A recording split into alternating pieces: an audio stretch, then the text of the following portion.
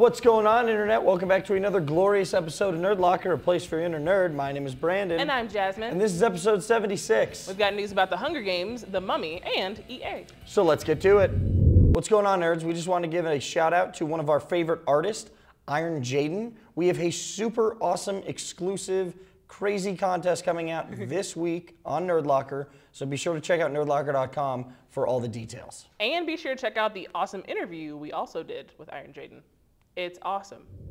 Hey, so you love those Paranormal Activity movies, right? Nope. No, neither did I. But hey, guess what? We're going to get a pseudo spin-off of them, and it's going to be a Latino version of Paranormal Activity. Actividad de paranormal. Hey! Gigante. Yeah, I don't know. I guess I know Spanish, but I'm pretty sure that's false. They said it's going to be a cousin. It's not a sequel, prequel, remake, or anything of the Paranormal Activity movies. It's more of a cousin of it. And they're going to take a Hispanic family and play off of the Catholic Catholicism, yeah, and like I guilt, guess like the and how Jesus like hangs over our heads very yeah, heavily. like he's just watching over you. Easy. And That's too easy, dude. it's not. This isn't even news. Like, why are they announcing this? It should be like, well, we'll take a Mexican family, right? And we have the Buddha haunting them, and it's like, whoa! That makes like more sense. Buddhist beliefs. Yeah, or like something. It makes no sense. Yes, I know, but something. Well, other it than just seems like this is going to be like every other movie. It's going to be like the same Paranormal Activities. Instead of them going, oh no, it's going to be, oh no! No! Ay, wey! I Ay, chinga la madre! That's what they're going to say. That's what they're going to say a lot. Is it racist to me too that they automatically, like, we're a Hispanic family and they're all hardcore Catholic? It's like they were like, well, not really. No, That's not how they are. Yeah. But what's weird to me is it's like they were like, you know what? Well, we got this awesome Paranormal Activity. We got this awesome Fruity Pebbles here. I want Cocoa Pebbles now. I want some Cocoa Pebbles. It's the same. Let's throw some Mexicans in there. It's the Cocoa Pebbles to the Fruity dude. Pebbles. As a Mexican, I'm offended by this. And I hope this movie doesn't get made. I am throwing it out there. Eva Longoria, get on board with me. Come on, we can stop this movie, girl. Much to my dismay. Not mine. I know. X-Men First Class, the sequel, is going to start filming in January so that Jennifer Lawrence doesn't have any scheduling issues with the Hunger Games sequel that's filming in August. This way, fans of both franchises will be happy. However, because it's going to be filming in August, that gives about 4 months of pre-production, so we're still not sure if Gary Ross is going to be directing. He's in negotiations right now. But honestly, I actually think that the franchise can benefit from this.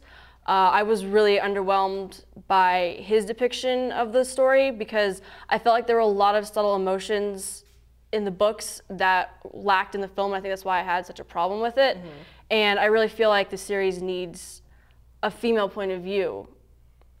I purposely didn't read the books because I didn't want to have all those different opinions of knowing how the story should be and how it shouldn't be. Because I guess it was actually pretty different from what people are saying. But I felt like so underwhelmed when I left the theater because there was so much hype around it.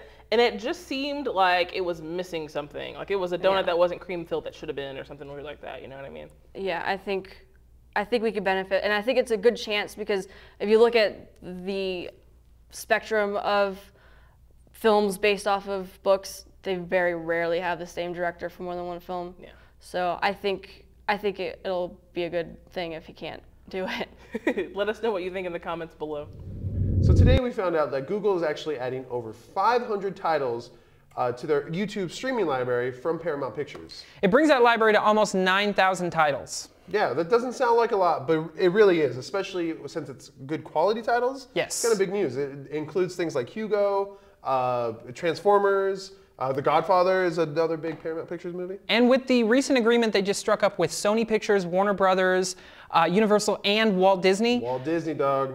A lot of people should be worried at this point. They're going to become a serious contender in online streaming. Yeah, especially with things like Amazon's Instant Play, Netflix, Hulu, iTunes especially. Those guys are probably going to have to worry a little bit more because Google pretty much owns the search engine everything. No one goes on Yahoo to search. Everyone goes on Google to search. Yeah, they control that search. Plus, it makes it even more instant because all of this stuff is going to be made available on your phone, on your tablet, on your Google TV. Anything that runs Android, a service by Google, is going to be playing all of this stuff just fluently. So it's pretty much like they're taking over. Everyone should just kind of bow down already. I know you Apple fans are going to be crazy and you guys are going to be stubborn, but whatever. Go Android. What do you guys think about the news? Do you think it's good news? Do you think it's bad news? I personally think it's awesome. What do you guys think? Tell us in the comments below. So I am super excited. I grew up in the 80s with slasher films, loved slasher films, and it was just announced Silent Night, Deadly Night is getting a remake. Yes. And it actually looks like it's going legit. I don't know what you mean by legit. Meaning it's not some weird movie that got banned in theaters because it was ripping on Christmas and having a serial killer. Oh, that's true. It is including Malcolm McDowell, which I flipping love because I love Alex, my boy, or Malcolm McDowell, whatever you want to call. But I am really interested. What part is he going to play, Jim? I think he's playing the detective that's following the trail of dead bodies and blood and gore and Santa Claus killing people. That should be really cool. Yeah, I'm pretty excited by this. I really thought when they made Halloween, the remake, the Rob Zombie, that when he joined and he became Dr. Loomis, I was like, oh, that is so cool. That legitimizes the remake. Totally. I totally agree with you 100%. Malcolm is a great actor. He really, even though a lot of people maybe don't know him or he's kind of been in these fringe movies, he really brings something special to any movie he's in my opinion. Completely. I to be honest, and I do love this movie. Go see him. There's about, I think, 5 all told. The first one obviously being the best. Who knows?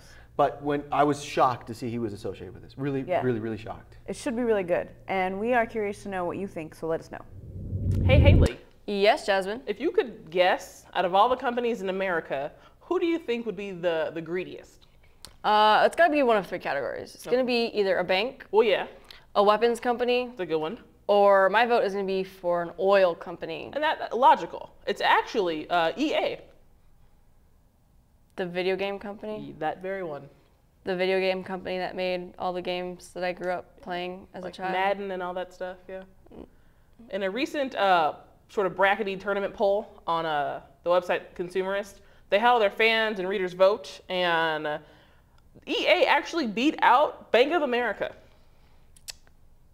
That's saying something. That's saying a lot. But what's great is that the company just came out and said, hey, you know what? We sell to 300 million people, so suck it. Let us know what you think. I didn't know they were that evil. I didn't either. Hey, Brandon. Yes, Jasmine. You want to talk about some complete and utter bullshit? Yeah, let's talk about some bullshit. A Mummy reboot after a decade? Not even a decade since the 3rd one came out? That's kind of bullshitty. Yeah, I'm mad. Pretty mad. I saw that the guy writing this movie would be the person who's writing Prometheus. Which is going to be good. And he's very excited about it, and he really likes the whole idea of taking on a franchise again like he did with Prometheus. And that's cool. You know what? I'm sure it'll be good because Prometheus looks awesome. Yeah. But I would just like to say that the original Universal monster movies are some of my favorite movies ever made, ever. I mean, I watched them as a child. I watched them with my dad because my dad watched them as a child. Little. Yeah, and it's just a very cool, like that's a staple of my childhood. Yeah. And I still watch them to this day. I don't mind remakes all the time. Yeah. You know, Brendan Fraser, well, those were bad movies. Yeah, those were a staple of my childhood. Yeah, so. you know, it's kind of cool, like the next generation. Exactly. But that means they shouldn't be remaking it until like we are old. Have kids. Exactly. Why? Like, what is the point? It's not even a movie you can look at and say, well, that hasn't aged well. That's what I mean. If they're on TNT or TBS every other week. Hey, they're so good. Or FX, whatever it is. Just they're watch it. all the time. Why do we need more money? It's so unnecessary. Like, I'm sure I'll like whatever comes out. I'm going to see it. I'm still waiting to see the Guillermo del Toro Frankenstein movie come to life. Or make a Creature of the Black Lagoon. I get, yeah. I mean, you're remaking the Universal monster movies. I mean, at this point, they're going to make another Dracula. Why do we need another mummy? I don't know. This is kind of pointless and waste of time to me. I mean, let us know what you think in the comments below. So for my pick this week, I'm going to say their comic jerseys from 80stees.com. I checked them out. They have a Wolverine jersey, a Venom jersey, a really cool Spider-Man jersey, and even a Stormtrooper one. I mean, they're coming out like hotcakes. They're really, really fun. I really want to own every single one of them. Only $30. You can get them on 80stees.com. All right, guys. So my pick this week was going to be The Walking Dead for kids. But being that it was actually April Fool's joke, and I totally fell for it, it's still going to be that cover because it was drawn by Chris Russo, who's one of my favorite artists of all time. And it's just cool. And he's going to be doing like 12 more of them, or 11 more of them. So keep an eye out for that. And just keep an eye out for Chris Russo because he's an amazing artist and you should totally be following him. Hey there, nerds. Jasmine here with my pick of the week. It is Adventure Time number 3, the variant covers. They're awesome. There's one with Hot Dog Princess, and there's another one with Breakfast Princess, which no one has seen actually in a show, but it's great. On that cover, there's tons of crazy things going on, and my favorite, LSP, is just there for no reason, so it was great. I love it. This comic is awesome. If you're not reading it, you should check it out, and these covers are great. Hey guys, Jim here with my pick of the week. It is Phantom City Creative. These guys are hitting home runs left and right with their poster designs. Took notice with them with Conquest of Planet of the Apes. Went to the website, all sorts of nerdy posters. From there, oh my gosh, Back to the Future, which just came in today, fantastic. Cabin in the Woods, Exorcist, A Trip to the Moon, which I also picked up. I'm going broke because of you guys. Check them out, Phantom City Creative. What's up, guys? Brandon here with my pick this week. It is Super Jail Season 2. I love this show. I didn't have money, and I saw this for sale, and I bought it. I mean, this is just great. It's like any other cartoon you've seen on cocaine. It's incredible. You need to watch this. Hey guys, this is Haley, and my pick this week is cosplay. Now, I know I've hinted a little bit before that I cosplay, and I started a new project that I've been planning for a while, but I finally started getting my pieces in the mail, so I'm really excited that it's picking up. It's going to be for the Avengers at Midnight. I'm not going to tell you who it is, because I'm sure that I will be putting things up all over nerdlocker.com once the movie comes out, so maybe let us know what you think I might be. All right, that's going to do it for episode 76 this week. But until next week, be sure to check us out on Twitter, Facebook, and YouTube, as well as nerdlocker.com for all your nerdy news. I'm Jasmine. And I'm Brandon, and you guys have a nerdy week. Coin middle with it. Coin middle with it.